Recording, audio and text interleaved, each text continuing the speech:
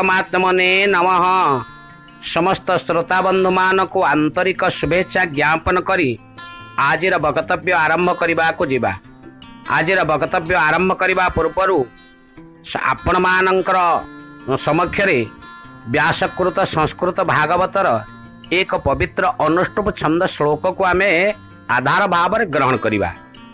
यथा जदा जयेद धर्मस्य क्षय वृद्धिश्च पाप्मनः तदा तो भगवानीश आत्मानं सृजते विभु। जेतेबेले आमर एही समग्र विश्वरे धर्मर ग्लानि घटे अधर्मर अभ्युत्थान घटे सेतेबेले परमात्मा परमेश्वर निजकु कौनसी स्थान रे कौनसी गृह रे एक पवित्र आत्मा भाव सृष्टि करती। आजिर आलोच्य प्रसंग जड़े पवित्र महात्मा आर्यावर्त भारत भूमि को दिव्य ज्ञानालोक प्रदान करिथिबा महात्मांकर कथा को आम आज वक्तव्य माध्यम श्रवण करवा।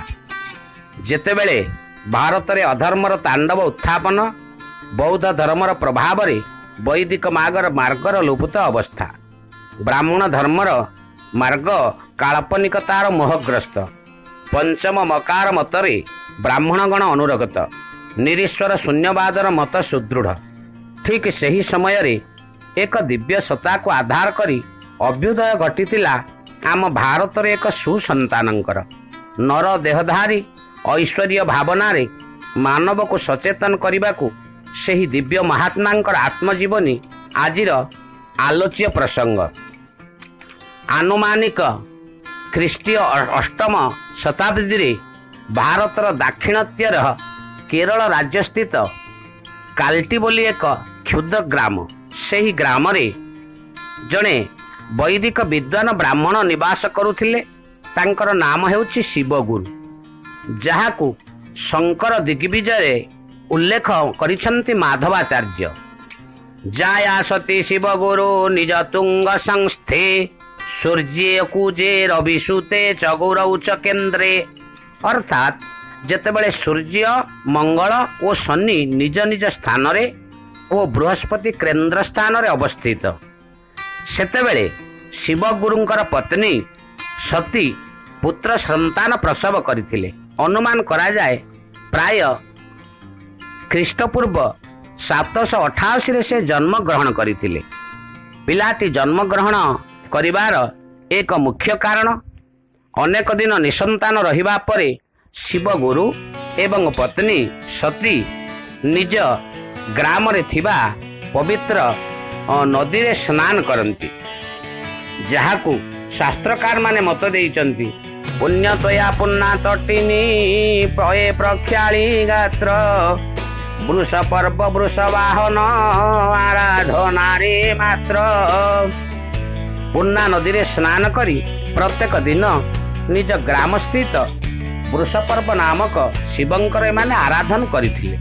शिवंकर आराधना फल रे संतानटी जन्म ग्रहण करिथिबारु पिलाटीर नाम रखिले अति श्रद्धार शंकर। पितृ मातृ स्नेह श्रद्धा पाई शंकर दिनकु दिन बढ़िबारे लागिले। बाल्य कालरू शंकर थिले उदासीन सदा सर्वदा तपश्चरण रे शंकरंकर मतिगति विपुल थिला। बाल्य काल रे जेतेबेले शंकरंकु 5 वर्ष सेतेबेले समस्त पितामाता कहीं समस्त पड़ोशी माने लक्ष्य कले शंकर थिले एक दिव्य मेधावी छात्र। क्रमशः समय गड़ी चली समस्त श्रोता बंधु अवगति निमंते आमे एतिकी कथा कहिबा। प्रत्येक महात्मा मानकर जन्म प्रारंभ को जदि आमे देखिबा से मानकर जन्म प्रारंभ रे अनेक शास्त्रीय चिंताधारा अच्छी वैदिक चिंताधारा अच्छी पौराणिक प्रामाणिक अच्छी एवं अनेक लौकिक उक्ति अनेक लोक कथा देखा जाए। आमे तो शास्त्रकार मानकर मत नहीं ओडिया भागवत गोटे सुंदर पंक्ति मु कहिबी जार पूर्व भाग्य दिशे वैराग्य उपजे विश्वासे। आर्यावर्त भारत भूमि रे कहीं समग्र विश्व रे प्रतिष्ठा लाभ करिथिबा ए पुत्र शंकरंकर बाल्य जीवनीर एक लौकिक कथा को आम ग्रहण करवा। एकदा से 6 वर्ष शंकर स्नान तर्पण आदि कर्म समापन करी भोजन करने निमंते बसिचंती। शंकरंकर माता जांकर नाम थिला सती गृहर कौनसी कार्य व्यस्त रही माता जड़े पड़ोशी भाउज तांकर निकटरे बसिचंती। शंकर खाद्य ग्रहण करुचंती। शंकर को खाद्य परोसी देउछंती पड़ोशी घरर से भाउज।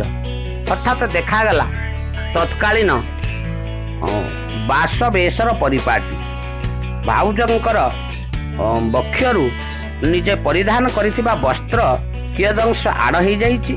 शंकरंकर दृष्टि पड़िला सेई पड़ोशी भाउजंकर वक्ष प्रदेश रे।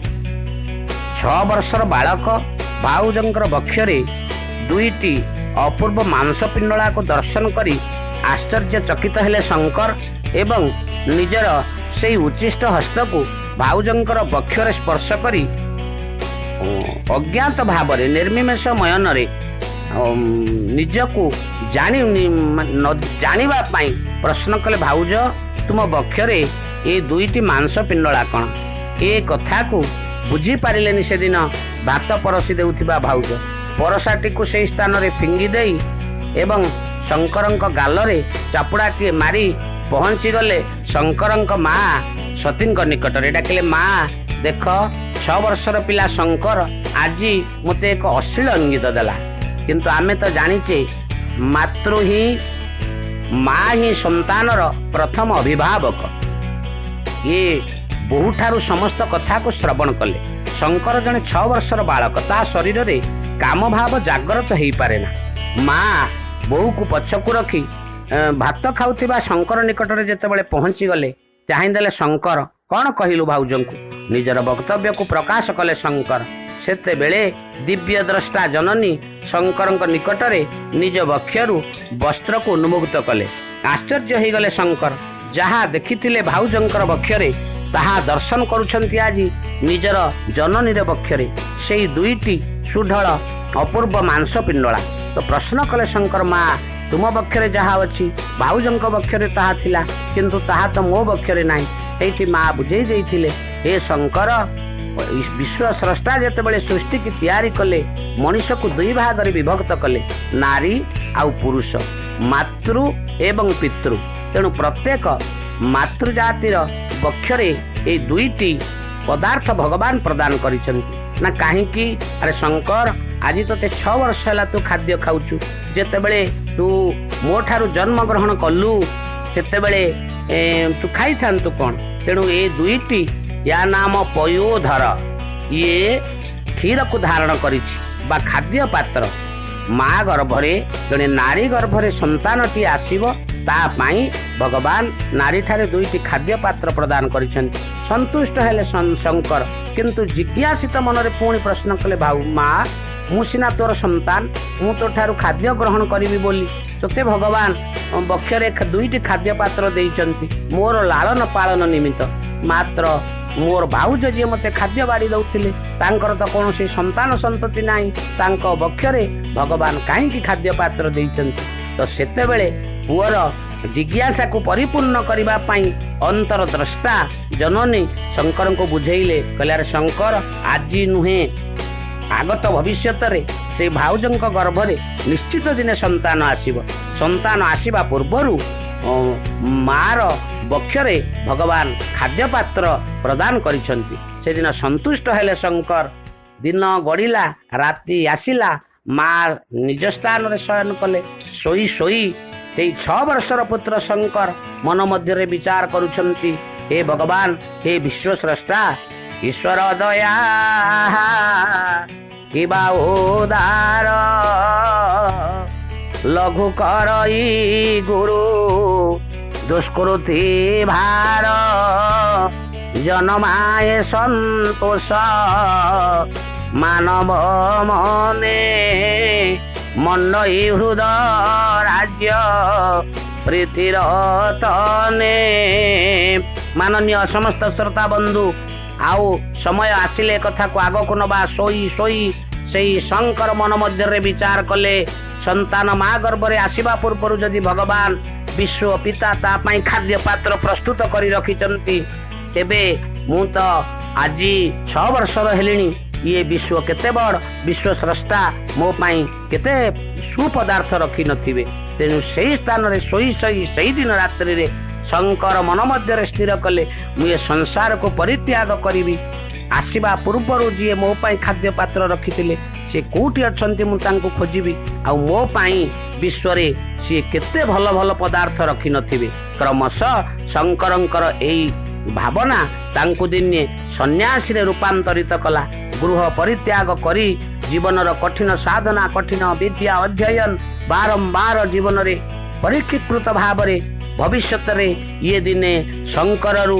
हेले आदि गुरु शंकराचार्य आज तो से शिव गुरु नाहांती माँ सती नाहांती भात बाड़ी देउथिबा भाउज आउ नाहांती रक्त मांस शरीर रे आदि गुरु शंकर किंतु रहिछि शंकरंकर सेई बाल्य कालर लौकिक कथा तेबे दर्शक बंधु एई कथा को श्रवण करी आपण मानकर हृदबोध निश्चित हब जहार अपूर्व भाग्य दिशे से ता पुत्र साधु संगे मिशे सेई व्यासो नारायण साक्षात शंकर महान सही शंकर रूपी वैदिक ब्राह्मण्य धर्मर प्रतिष्ठाता आर्यावर्त को एक दिव्य चेतन प्रदान करिथिबा आदिगुरु शंकराचार्यंकर कथा पुनः समय आसिले आग को वक्तव्य माध्यम रे प्रकाश करिबा मु रहुछि रहिबा पूर्व शिवंकर गोटे मंत्र नबा ओम त्रयंबकं